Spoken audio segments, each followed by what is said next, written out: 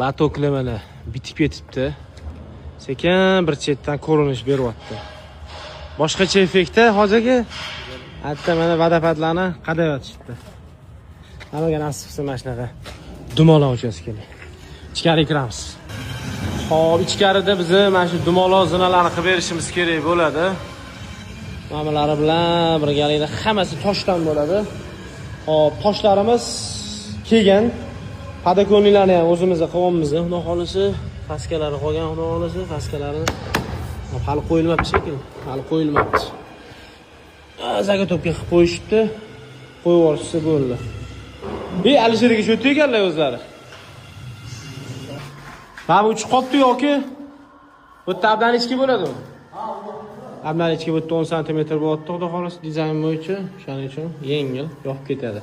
Mana bu yerda katta slab tushadi, bu yoqqa bo'rtib chiqadi, pachetka. O'rtoq qalay ishlar? Yaxshimi, xudo xolisi? Yoqdimi? Zo'r, yoqdi. Undan necha ball berasan?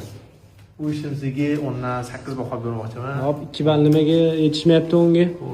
Sal kamchiliklar bor, manimcha yozuvchi zimamizda devorda qolib ketyapti. Bu endi sal ishimizni, chiroyli ishimizni sal xunukroq ko'rsatib qo'yadi. Buni o'chirsa bo'ladi-yu. Muammo emas. Lekin baribir elementarniy narsa. Ya'ni qog'ozga tushirish kerak bo'lgan narsa kafilga tushirilib qo'yilyapti, to'g'rimi? To'g'ri. Mana shularni shunday artilsa, xudo xolisa. Hali xudo xolisa bu bitmadi. Cho'tki qilib hozir gubkada yaxshilab bitta artiladi, changini idealni qilib topshiriladi. Bunaqa yozuvchi usulga bo'lmaydi. Endi shunda 10 berasizmi shunda? Shunday to'g'rilasa 10 beramiz. Joningiz sog' bo'lsin.